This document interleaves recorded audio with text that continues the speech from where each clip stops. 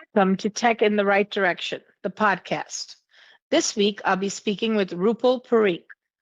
Rupal is a veteran in the technology space, from tech startups to Fortune 500 companies. As the head of a global pre-sales team at SAP, Rupal and her team help customers achieve efficiency gains and process improvements across their critical enterprise incentive management systems through SAP's Sales Performance Management portfolio. Rupal is also an advocate of the pre-sales function. She advises technology startups on best practices in building pre-sales teams and creating value-added pre-sales technology to master the craft. Rupal is also passionate about helping elevate and connect women in their professional journeys. She is New York City's chapter director for W North, a membership network that brings together women at a high level to share their networks, knowledge, and experience. Welcome to the show, Rupal. I am so excited to have you on. Thank you, Jennifer. I'm really happy to be here today. Great, let's get started. So, as a woman in tech, can you share your career journey and how you got to where you are today? Yeah, actually, great question. So my journey, believe it or not, started back in middle school when I was offered an opportunity to participate in an internship at a tech company.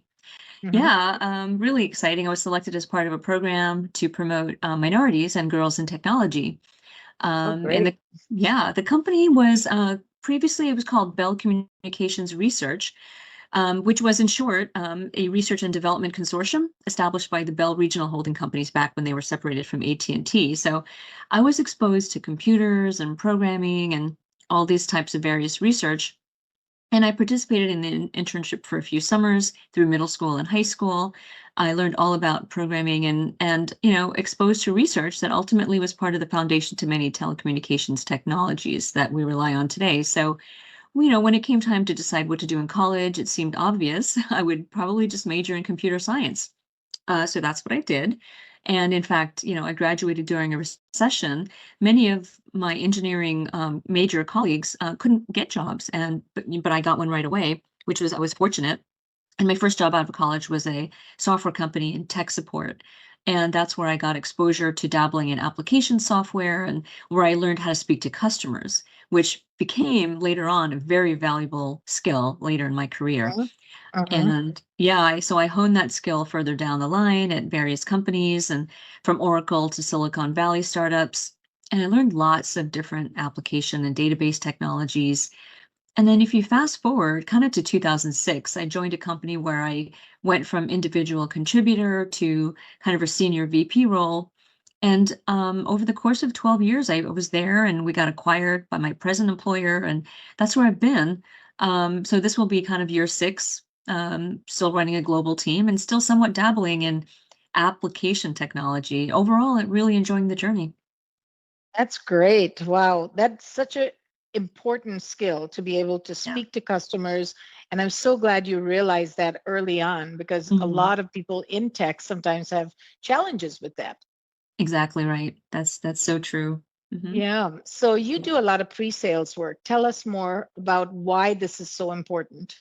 Yeah, so it's for most of my career, I've been in that role, and it's called by many names: pre-sales, or sales consultants, or sales engineers, solution advisors. The list goes on. I'm not sure if anyone really knows when or how the role was created in the industry. I think it's probably a long time ago, and it was created to provide support to sales reps during a sales cycle. And pre-sales provides pretty valuable technical expertise, like product knowledge and resources, to ensure that the sales representatives are prepared to effectively sell their products or services, right? So let's say the company is selling software or hardware or manufacturing equipment or medical devices, you name the industry. The sales reps themselves focus on meeting their revenue targets and closing deals, right? That's what they do. Pre-sales provides invaluable support during the sales cycle. They help sell the vision and help sell the solution because they have what I like to call an artful combination of technical prowess and selling skills. And this really helps to build the bridge to the customer or prospect because they're becoming the trusted advisor, right? Pre-sales, they're not necessarily on a quota. So customers tend to establish a different kind of trust with them, right? They're a little more trusting, they know that they're going to give you the technical information versus just the sales answer. So I really love the role, in that sense. I think And that's so that's why I'm important. still doing it today. Right. Yeah, That's so important because the technical part really builds that trust. If you know yes. the technology behind it and can explain that as part of your pre-sales process, you're Mhm. going to get the deal. It's just so Exactly. much better. Yep. No, Exactly that's right. great. That's so Mhm. great. And we know salespeople are always motivated by their comp plan, right? So Mhm. they always say it's like, they're monitored by this. Can Right. you share with us how companies can create an incentive strategy to retain and grow their top salespeople? Also, Mhm. any best practices around pay for performance? Yeah, this is a really interesting topic. I love talking about it. And before I begin, I just want to state that the opinions and views that I'm about to express are mine and not necessarily Yep. those of my employer. Yes. So you may have heard the phrase salespeople are coin operated, Yep. Yep. or That's or what I was incentive. looking for. Yeah, there you go, coin operated, or incentive drives behavior, which Mhm. has other applications beyond sales. But let's stick to the sales part of it. But basically, it means salespeople are motivated by their comp plan. They are motivated by how they get paid because that's the driving force behind how they will do their job, how they Mhm. perform in their job. And does it pay for them to overperform, right? Mhm. Because if they hit their target, will they just coast for the rest of the year or does the company pay extra when they outperform? So, Mhm. pay for performance in the simplest terms is a pay structure that employees use to pay their people based on how they perform in their job. And this type of structure exists pretty much everywhere you look in every industry. And how does an organization that sells products or services improve their top line? Well, they sell more product, or they Mhm. gain new customers, or they add more product lines. There are many other ways, but some of the most obvious ways, I think, are that they move the needle. Some of the ways that move the needle the farthest, I would say, all depend on the company's sales force. So if a company's salespeople aren't motivated properly, if their comp plans aren't designed effectively, the company won't get optimal performance. And Right. even worse, right? If comp plans are designed poorly, this actually has a demotivating effect on individuals Mhm. and creates the wrong behaviors. Mhm. So, what I've learned in many of my years at SAP and as an effective incentive strategy will take into consideration lots of different factors, right? Who are the sellers or revenue generators in the organization? It's important to first understand who generates the revenue in the company and what roles do they hold, right? How many are there? Because not all revenue generators are sellers and not all sellers are revenue generators, right? Right. It's a Right. kind of a nebulous term these days.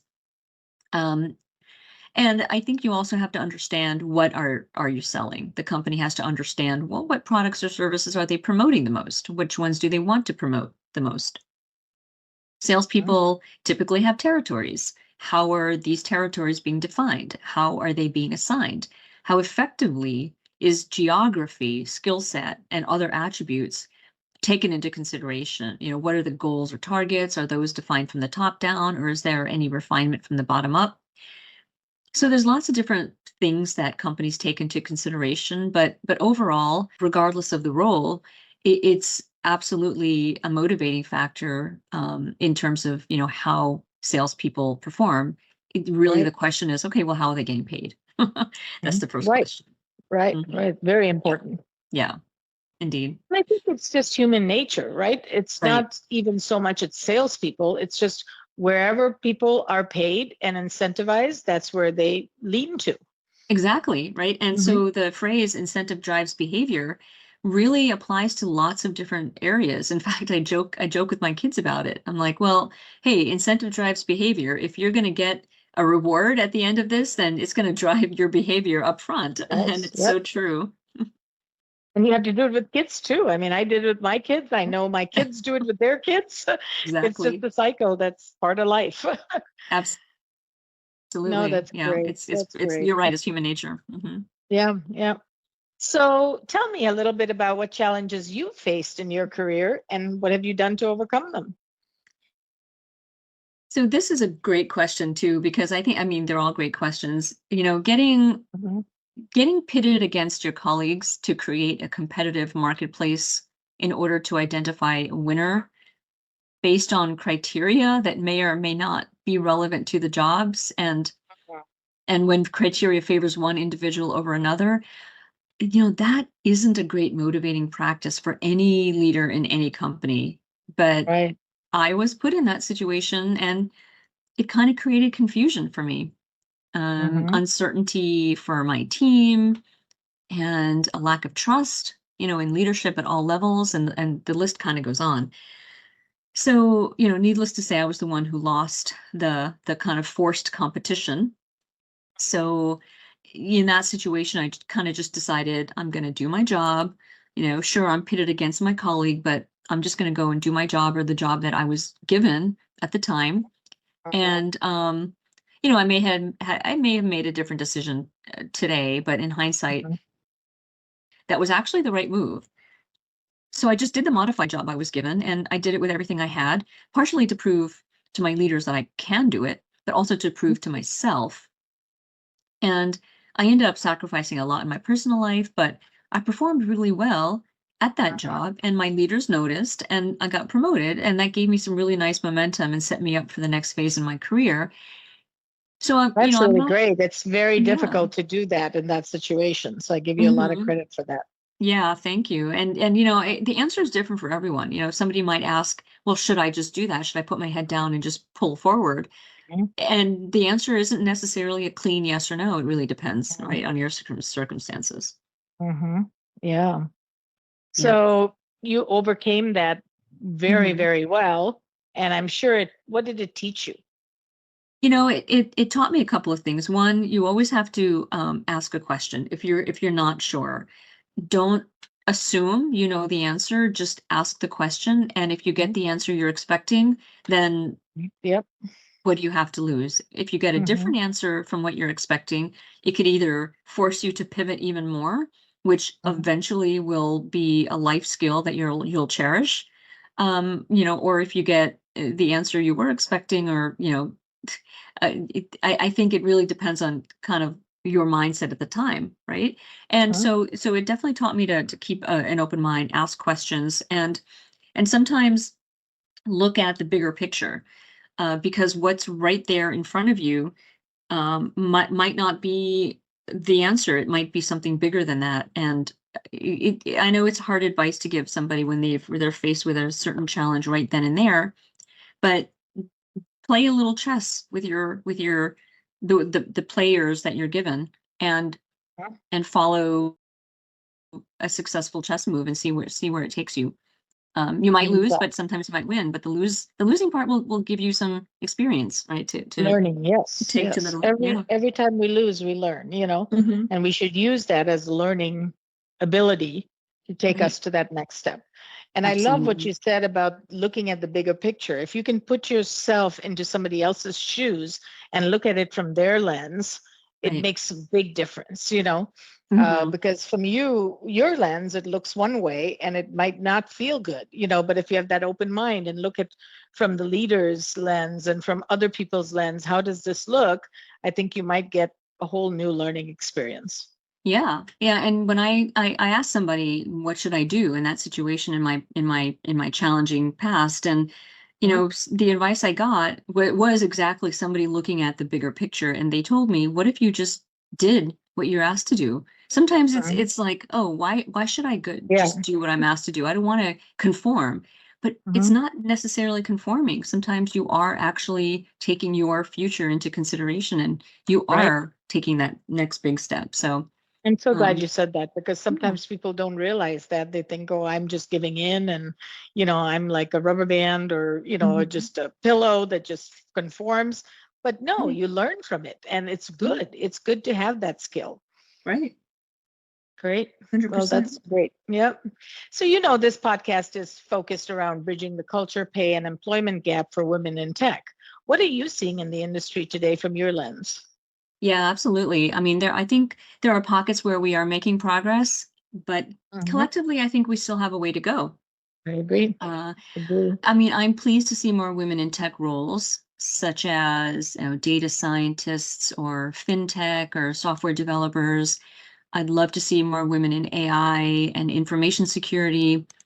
And as far as bridging the gap with pay equity, I don't think we're there yet. There are many examples of women doing the same job and getting paid less. So I think we need to improve there Yes. as an ecosystem, right? Mhm. While childcare might conceptually be split between both parents these days, I think it's still largely one parent's responsibility, and that can impact the career.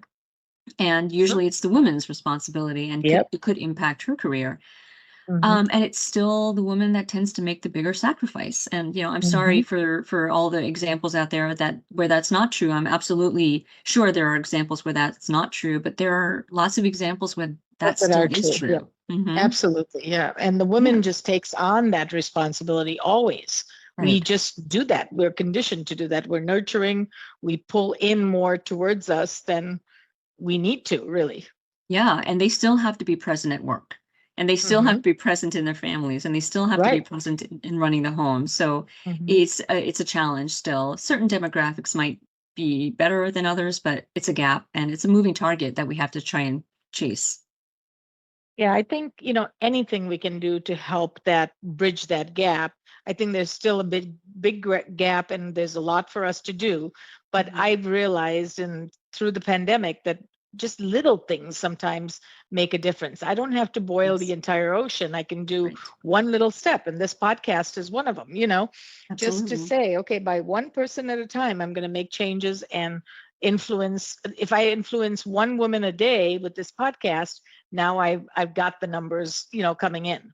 I love that. Yeah, not about boiling the ocean. It's about raising the awareness step by step, and I think That's that's it. key. Hmm. Yeah, that's it. That's so important because Yeah. we have so much to offer, but we don't give ourselves enough credit. We really don't. And so the more confidence we can give from these sessions, it's so important. And I love the things that you've done because you've really gone through those challenges firsthand and come out, on the better side. So Well, great job. thank you. Yeah, thank you so much. Yeah, I think it's just so important to keep elevating that message and keep getting some little wins out there for Yeah, women I in this agree. industry. So, do you think there's a glass ceiling of leadership for women? If so, what are some of the things women can do to overcome that? There is a glass ceiling, and the ceiling moves. As mentioned Hmm. earlier, it's a moving target, and raising Hmm. awareness is totally the key. Helping elevate and connect women in their professional journeys. What you're doing, I think, is fantastic because, like you said, if you influence one woman at a time with the podcast, they'll influence more women, and so on, and that helps them build their brand. It's so important. I'd actually like to share something with our listeners. I am a member of the women's professional leadership organization called W North, Hmm. and I'm also city director of their New York chapter. And the organization really strives to help elevate women in professional and leadership roles, just providing great opportunities to connect and mentor and learn and share experiences and helping to bridge the gender and power gap and helps women in executive and leadership roles break that glass ceiling. It really is a forum, like many others out there, that raises awareness, brings the key topics front and center, you know, gets those important questions asked and establishes stakeholders, right, in the parts of the ecosystem that need to be our force multipliers to get the message Hmm. out even Hmm. further. Hmm. Yeah. No, that's so true. Hmm. Okay, so here's a tough question now for you. Yeah. This is something that I struggle with, but again, how do you balance homework? Please share with our listeners what works for you or some ideas that you've implemented that have really made a difference, because we can all learn from this. Absolutely. And this is a topic that goes way back for me. I am a proud mother of two, a son and a Mhm. daughter. They're both in Nice. college now. Oh, wow. So I've got more time on my hands. But Hmm. when they were in grade Empty school, nester, huh? yeah, exactly, an empty nester. What do I do with my time? When they were in grade school, I should say, that's when I was going through some upheavals at work, and I sacrificed a lot of time with my family to be more present at work. I traveled all over the world and wasn't really at home as much as I wanted to be, and also going through a divorce at the same time. So that added exponential challenges. So, I think in hindsight, I should have just been more prescriptive with carving out some time. Let's say, even if I'm, 10,000 miles away in another city, take some time and just open up your mind, meditate. That doesn't mean you have to be spiritual. It just means sit and open up your thoughts. Just sitting quietly, clear your thoughts, regroup with yourself. It gives you clarity to address things that are important and to clear the noise out of your head. That's just noise, because most of the time, we struggle with, okay, there's so much noise. What do I address first? But if I got the noise out of my head, it would have helped me focus on, when I get back home, this is exactly what I'm going to do. I'm going to spend this much time with my kids. I'm going to take them here. I'm going to take them there. I'm going to build the bridges that I, should have built before. And I think just setting aside a few minutes a day to do that, of course, just being physically active, and it's just great for health and wellness reasons. Anyone who's struggling with balancing home and career probably are thinking, I have no time to go exercise, but really 5 minutes and just walk around your house and at the same time clear your head. It makes so much difference. I think little things, you don't need hours and hours to do any of it, but 10 minutes to meditate and just sit with yourself and just clear your head is so important. It gives you so much freedom then for the next thing. It's amazing. It does. And I think networking is another thing I'll say, just making connections. There are a lot of people out there who are going through similar struggle. So when you find people that are in your camp, they'll help you get through some of the most difficult times. That's what I didn't have. I didn't establish a network, and I wish I had done that. So I think establishing a network of your peers, just anywhere, personal connections, professional connections, mothers or fathers of other kids that your kids are friends with, any connections help you discuss those challenges and absolutely understand that you're not the only one going through this.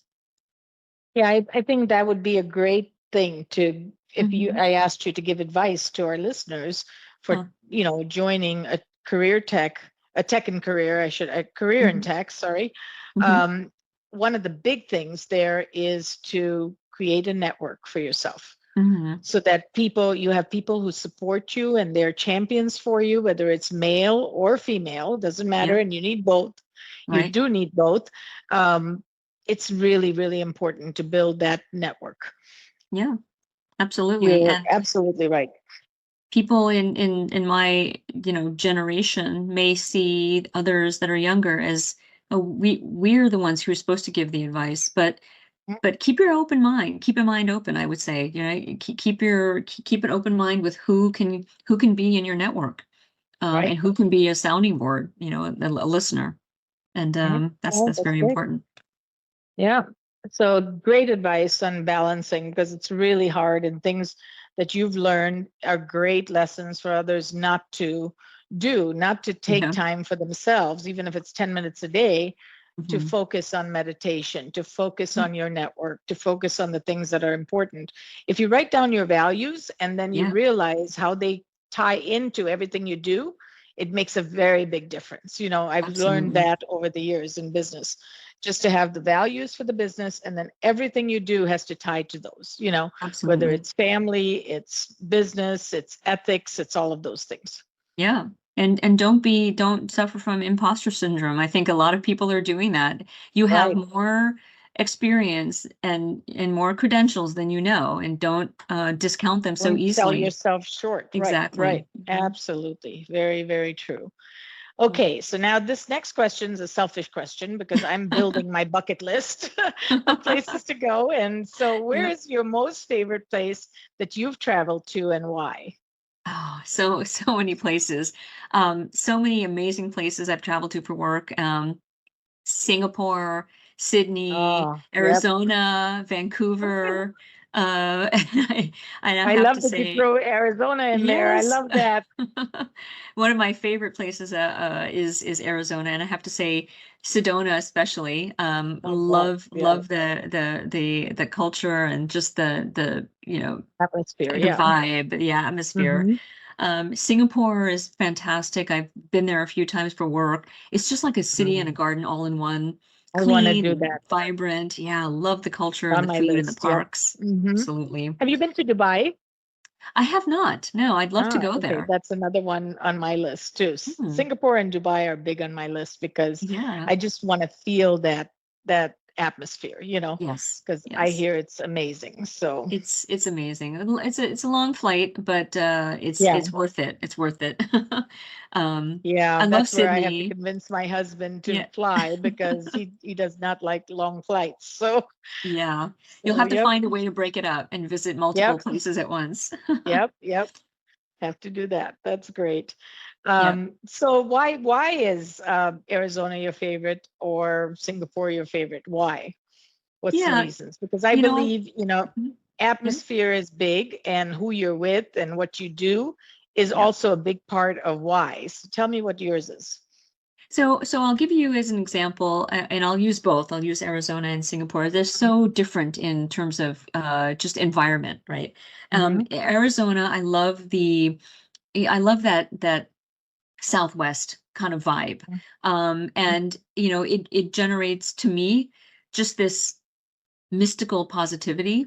And Mm-hmm. when you're in a positive frame of mind, and it may sound cliche, it may sound corny, but when you're in a positive frame of mind, you feel like you can do anything. You feel Right? like Right? there's nothing really holding you Limits. back. Yep. You can just Yep. Yep. go for it. Yep. Um, and Singapore, for the same reasons, but it's also vibrant, full of plants. I love plants. I love gardens. Whenever I'm walking through a garden, I get overjoyed. I have about 100 plants in my apartment.